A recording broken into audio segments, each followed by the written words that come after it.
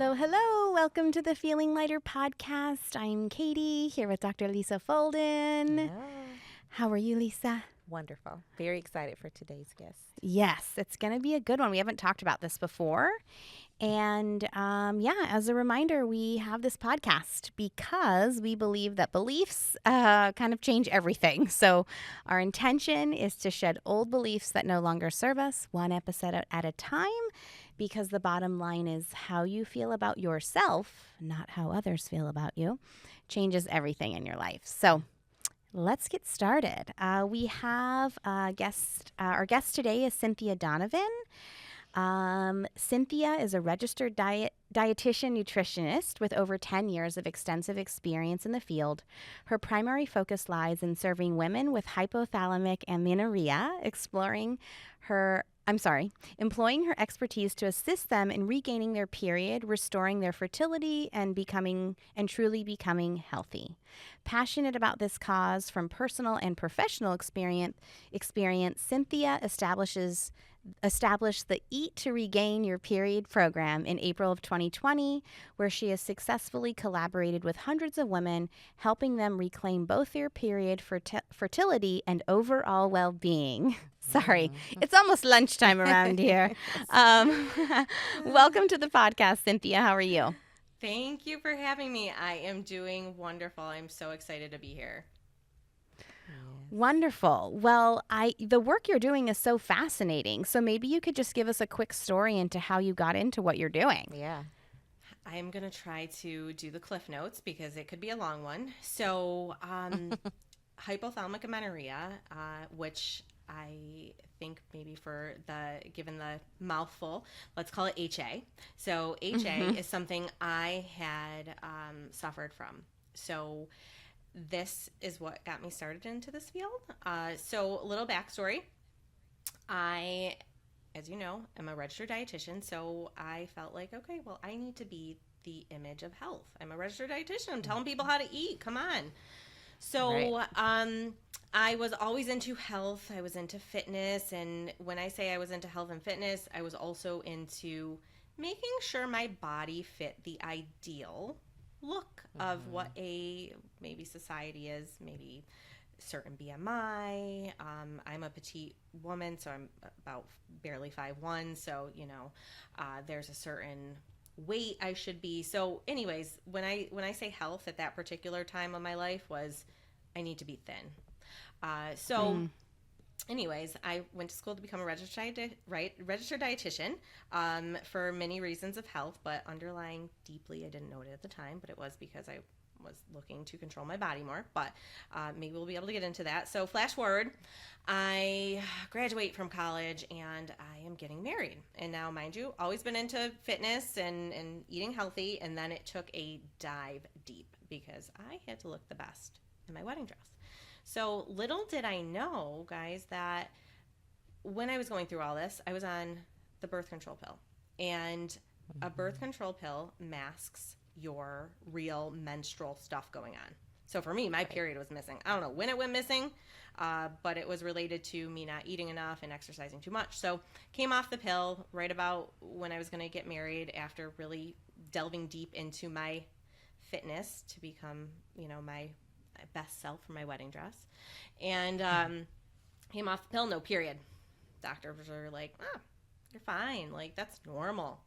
I'm like, okay, all right, well, come back in a few months if you don't have your period. Okay, go back. They're like, oh, well, go back on the pill, it'll kickstart things. And I'm like, okay. And all of it didn't feel right. Something was missing. So I trusted that was, because we do put trust in our medical professionals. So Anyway, I ended up getting married. I decided to go back on the pill, came off the pill after married. This is going back and forth because I wasn't getting answers. In there, I was misdiagnosed with PCOS, and let's just say a good time frame of 5 years went by where I was misdiagnosed with PCOS. I was put on and off the pill, wondering where the heck my period was, saw a fertility specialist, even though I wasn't ready to have a baby. So it was a big mystery. And finally, after almost 5 years, I found a medical professional, a doctor, a reproductive endocrinologist, who was like, oh, you have HA. And I'm like, what? And that's another story we'll get into Yeah. where I was like, I don't think so. This doesn't fit me. So that's the backstory. And then I conceived 2 little boys, one via fertility, one via naturally. And after I had my second baby, I was like, I need this. People need to know this information. I need to support women. I don't want anyone else to struggle for as long as I did and just be a big question mark in the medical field. So yeah, that's it in a very nutshell. And that was, a couple minutes worth of me sharing how I got here. Information. Yeah. It's good information, though. Can you tell our listeners just, the lay term, like what is HA exactly? I know you said you got diagnosed and you're like, that doesn't fit me. Obviously, there was a process for understanding it more and figuring out, that you did have it. But what is it and what does it look like and who is susceptible to it? And how common is it for people, really? Yeah. So what is HA? So the name itself tells us a little bit about it. So hypothalamic, meaning the hypothalamus, and amenorrhea, meaning lack of period. So the hypothalamus is a huge control center in the brain. And what HA is, it's a condition characterized by the absence of menstrual periods in women of reproductive age due to the dysfunction in the region of the brain, the hypothalamus. So the hypothalamus plays a really crucial role in regulating the menstrual cycle, among other things, and releasing hormones that stimulate the ovaries to do their job. So when the body doesn't have enough food or rest or is quote unquote stressed, the hypothalamus is thrown off, and it can cause not only a missing period, but a menstrual irregularities, can cause thyroid issues, and so forth. So this condition is commonly associated with factors such as excessive exercise and adequate nutrition, and that's what I'm going to focus on. And to answer your question about when I was like, no, this doesn't sound like me, Lisa. No way. I'm a dietitian. I learned about this in school. And HA is only happening to women that have super low BMIs, have eating disorders, or are an athlete. And I'm like, I don't have an eating disorder. I'm a normal weight, and I'm not an athlete, right? So I'm like, no. So as I did more research, it started to make sense. I was excessively exercising, even though I didn't think I was. But here's the thing. Here's the disconnect here. What we think is too much exercise and what our body thinks are two completely different things. Right? Oh, yeah. And same with the nutrition I'm glad piece. you said that. Yeah. Yeah. And for me, I'm like, well, in college, and this is another barrier that I had for me as a dietitian, I learned in college, calories in versus calories out. It's just the law of energy. That's just how it goes, right? It's the law. Yeah. It's the law. Yeah. Your body is a calculation. If your height and weight A is simple machine. Yes. Yes. So I'm like, I'm eating X amount of calories. I'm working out, but I'm not losing weight. What's going on here? Well, I know what's going on now. My body is like, oh, heck no. You're not giving me enough food. Stop right there. I'm hanging on to all this, and I'm going to shut your sex hormones down. So, so yeah, it didn't make sense to me because that wasn't what was in my teachings as a dietitian. So I'm like, no, this doesn't fit me. But like I said, as I did more research myself, I was like, okay, this does make sense. And then came I have to make these lifestyle changes when the rest of the world is doing the opposite, right? I had to eat more. The opposite. I had to rest more. And as we know, the rest of the world doesn't do that, right? They don't get that.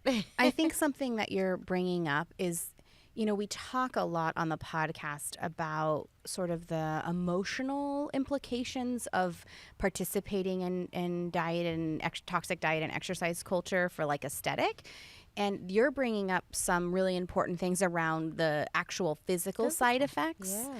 And I'm just now kind of discovering through my own journey with my own hormonal stuff that we do not design, our culture is not coming in with messages around oh, women are cyclical beings with hormonal cycles that should be listened to, that are deeply intuitive by nature, that, it's sort of like eat this way and exercise this way every single day. And it's like, whoa, and so I think you're speaking to the harm that can happen when we take a one size fits all approach.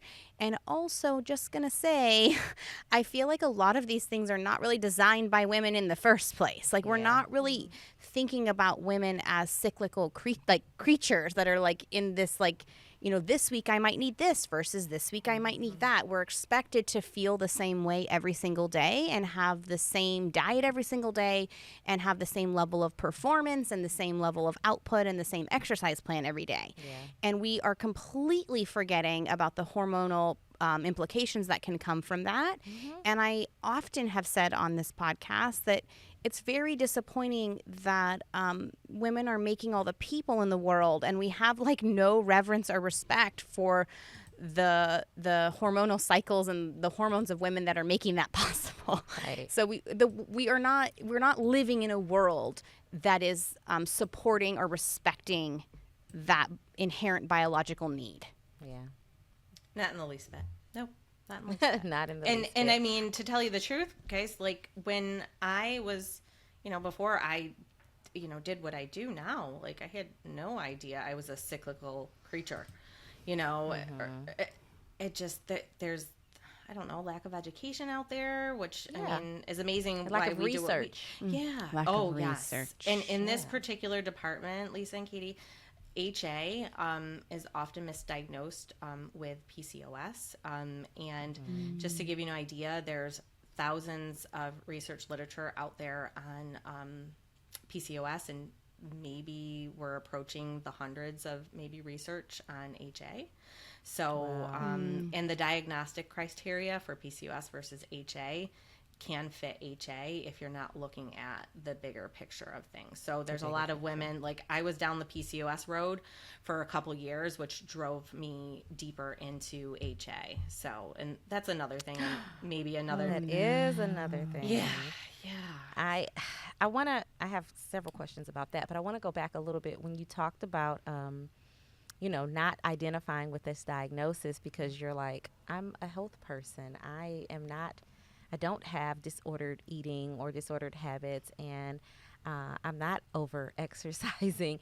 And I had a very similar experience. It did not end up affecting my menstrual cycle, but, I had a period of my life where it was after my third child was born and I was done nursing and I started to gain weight and I flipped out. Because I, too, am a very petite woman. I am not even 5 feet tall. And I had garnered this identity around being a fitness enthusiast, an instructor, a health person. And when I started gaining weight, I started to lose control and was worried about what people would think of me. And so I started exercising every single day, 7 days a week, no breaks. I just didn't believe in breaks. I'm like, you just got to go. I did this for somewhere between 6 and 7 months. And it was celebrated and praised. It was not, nobody said like, hey, you should slow down. Everybody was like, oh my God, you're so disciplined. That's amazing. I could never. There were days I was doing 2 a days. It's like I get my workout in the morning and then I felt like, oh, I want to do something else at night.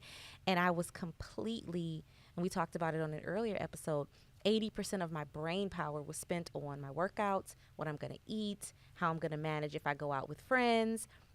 And I was completely obsessed with this idea, and nothing about it was healthy. My body knew it wasn't healthy. I look back at pictures and I'm like, my eyes are sunken in. You can just tell that I'm inducing stress in my life and my body, but I thought I was healthy. And so speaking to that point of like, just because your brain doesn't think you are exercising too much does not mean that your body, or maybe you don't intellectually get it, but your body knows that you are doing too much. And it's internal wisdom. If you could just pause and tune in, like you'll hear the message. And I did eventually. And I was like, oh, it's a little too much. I'm just going to back up a bit. And I went down to 5 days a week of exercise. But literally within a couple months, I gained back every pound I lost. And then that was a whole nother rabbit hole. And eventually I got to joyful movement and intuitive eating. But it took a couple of years of sort of grappling with it and understanding how I wasn't helping my body, but I was harming my body. So I appreciate you making that distinction. Like, thought I was doing like a regular. Oh yeah. Well, that's why it's routine. confusing, is Yeah, because it it's looks so healthy. reinforced Yeah. Yep. by the media, by the culture that we live in, that was a good thing that you were doing. Yeah. And this other concept that if you don't do this amount or this much, it doesn't count. That makes me crazy. Yeah. Like same. you can do a 5-minute mobility routine and guess what? That counts. Yep. It doesn't have, it could be a 1 minute, it's like this idea that, so it's really complicated when you do tune in and you can hear a different message, Yeah. but that everything outside of you is telling you something different. Something How complicated is that? It's so hard. And Lisa, everything you said about like, the eating to like, disrupting plans to, exercising frequently. And it's just like, I didn't think I was doing anything wrong, because it's so normalized yet not normal at all. Right. And it's so praised. It's so like, it's almost like you're put on a pedestal if you're, You are. oh my gosh, Cynthia, I could never work out like that or eat that way. You're so disciplined. Tell me what you eat. I want to follow the same, whatever it may be. And then, of course, I also, on top of all that layer, I had this layer of being a dietitian. I'm like, oh my gosh, like what are people going to think if I don't, follow what I thought I should? So, yeah, that was a big thing for me. Now it's obviously completely shifted to joyful movement, to intuitive eating, to fueling my body properly. But that in between, that messy middle, what I like to call, of like, Yeah. I know I might need to listen to my body, but the rest of the world is saying otherwise. Like, where's the balance? Where's the happy medium? And I think what you're talking about too, well, first of all, you said something that was super important, that like women's bodies and hormones are not studied enough. No. I just found out 2 months ago that there's such thing called perimenopause that could start as early as 35.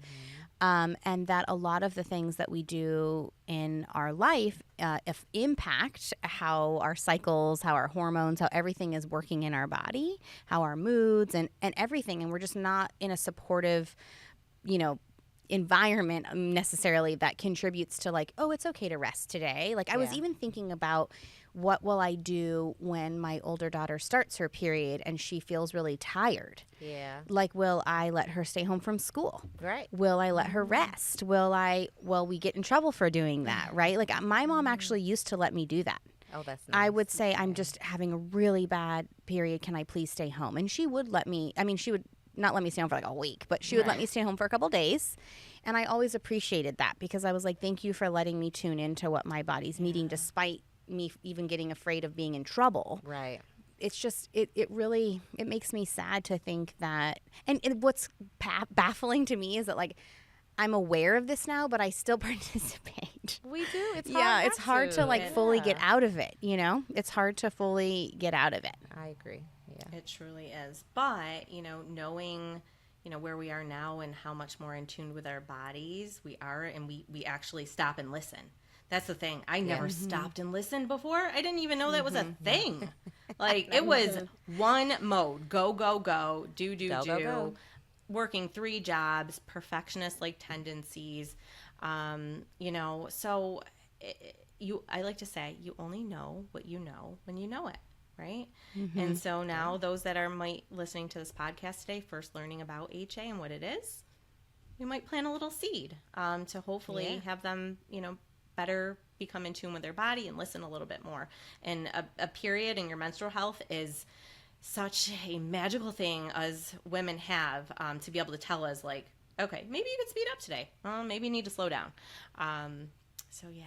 Yeah. So what I hear you saying really quick is that like the symptoms that you experience hormonally, like your menstrual cycle symptoms, are indicating, they're giving you messages around how we need to be kind of showing up for our body. Like they're big clues into what's really going on, and that we don't have a lot of research and information out there to tell us that. But that is very true, and we need to pause and understand that there's not a great container where it lives right now in our culture, but that it is really important to stop and listen to those messages, that they actually mean something. Yeah, hopefully one day it'll be considered a vital sign. Right. One day.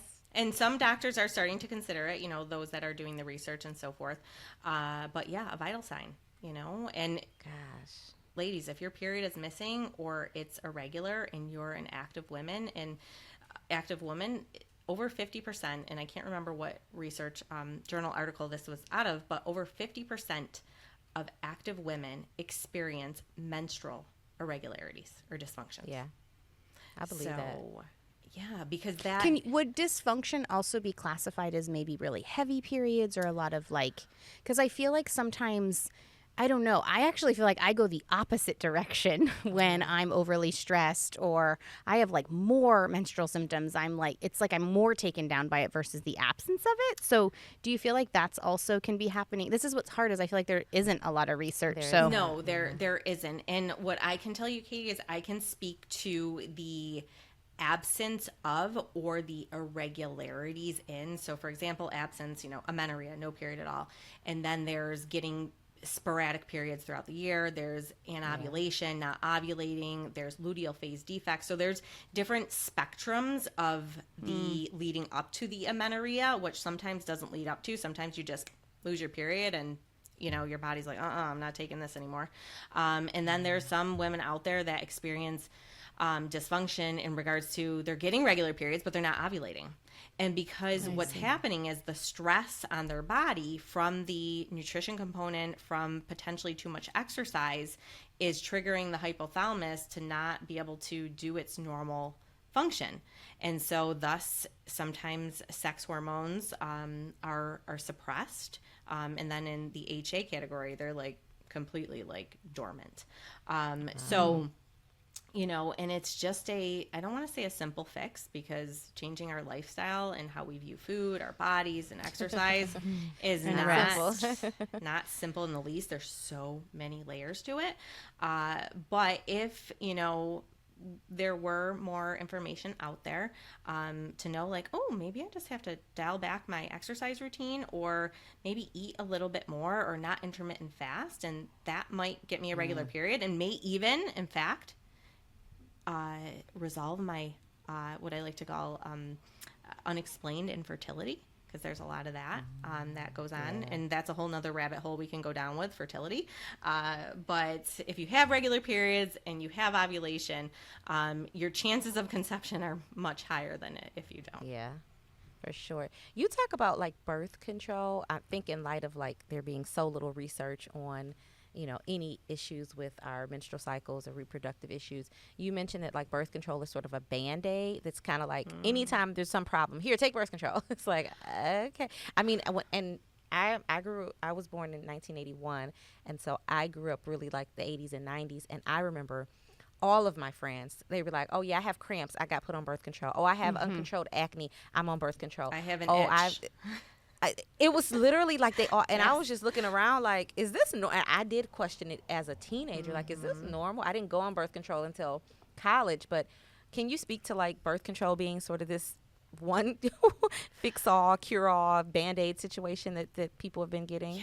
So I still, it leaves a very big question mark in my head, like why do most medical professionals, I don't want to say all, go to the birth control pill for all the things you mentioned. Everything. Because to me, where my brain goes is there's always a reason for something that is happening inside the body. What is the root cause of it? And I think there's various reasons in our day and age today that doctors may not have the time, the resources, the education to dig down to that root cause. And so let's put a Band-Aid on it, if you will. And maybe they're not, of course, doing that intentionally, like, oh, you know, I don't have time for this, so here's the pill. They may not know different. Again, there's not a lot of research out there. If we're not doing the research and it's not getting into the medical teachings in medical school, well, how do we expect, you know? Yeah. So, you know, it's a synthetic hormone, so it will produce a period, but it's not really a real period. And it will, I guess, normalize or even out your hormones. So maybe if you do have acne and so forth, but again, it's not treating the underlying cause or the root cause of Right. why is the acne happening? Why do you have such horrible cramps? Why is your period missing? So that's going to just offer, and I don't even want to say it's a temporary solution because it's not doing anything. And I'm not too versed in side effects of birth control. And I'm not going to get into There are a lot. There is a lot, and there's unfortunately politics around birth control pills and prescription meds and so forth. So I don't want to touch on that, but there's just a lot of misinformation out there on the pill, and most women believe, at least I did at that particular time, oh, this is going to bring my period back, like I'm getting a period. Yeah. The period on the pill is not a period. It's just a withdrawal bleed because you have these hormones that you're taking by pill or maybe by injection or so forth, and then it's removed, or you have these sugar pills, if you will, and then you have a withdrawal bleed, and it's not a real period. So I feel like I want to take this opportunity because I have a lot of women in my life right now, probably because of my age, who are, talking a lot about hormones. And I think I want to take the opportunity to give women permission that if you go to your doctor and you feel like there's something going on with your hormones and you don't feel right, and the doctor says, this is normal, just have a good day, like you're fine, and you don't feel fine, it's okay to see a different doctor. yes, Because I feel like the idea of this is normal and you're fine is like, I'm done with that. And there are doctors, and I've actually started following a lot of these doctors online who are like, we don't have the research all the way, we don't know the exact solution, but we know there's a problem and we want to help women. And like, even if we don't have the exact answer, connecting with doctors who understand that there is an issue and that you're not fine. Like, I want women to be heard. If I don't feel fine, I want a medical professional to say, you don't? Okay, I might not have the answer right now, but I want to hear you. Yeah. So just giving yourself permission to say, I don't feel fine. And even if a medical professional says you're normal and you are fine, if you don't feel fine, it's okay to see somebody else. yes, Absolutely. And nobody knows your body better than you. That part. Yeah. Nobody. Not When I was pregnant with my second child, I was like, I'm pregnant. And I went and got a blood test. They're like, no, you're not. And I was like, no, I know I am. And then like 3 days later, I got a positive pregnancy rate. And my doctor was actually very kind. He said, I'm actually never going to question your intuition again. And I said, thank you so much. He's like, despite what the evidence in front of me. So yeah, I think that's a really important message. Your body is wise. You know your body better than anyone. And it's okay to find a medical professional that is willing to discover what is happening with you and to support you not feeling fine. Listen to And you. listen. Yeah. That's the thing. Well, Cynthia, this has been really eye-opening. I didn't know that this existed. I didn't know, the link to the hypothalamus and hormones and all of it. So I think if anything, we walk away with, more information today that will hopefully support more women in their hormones and understand sort of the negative implications that, calorie restricting and too much exercise can have on our bodies. So thank you so much for putting great information out there. But before we let you go, we got to ask you the Feeling Lighter podcast question, which is, what's a belief that you once had that you no longer have that has impacted your life in a meaningful way? exactly all of this, what we just talked about. My definition of health used to be thin, eat healthy, move your body every day, and, get your to-do list done. And it couldn't be more than the complete opposite. And I think that all to my period that went missing. Because if it wasn't for that, I would have, maybe eventually I would have, but I would have never realized that there was something going on deeper. And that made me reflect on what is truly health? What do I want of my life? And, going through years of figuring out what the heck was going on with me to figure out what was, and being able to support women across the world, and not only do that, but be able to live a lighter, freer life. I still pinch. It's been years since I've been out of, the HA territory or the disordered behavior territory, and I still pinch myself. I'm like, I'm just so grateful that I was able to go through this hard thing, because there was unicorns and butterflies on the other side. And now, not only for me, I get to pass that down to my 2 little boys. Yes. I love that. Well, where can our listeners find you?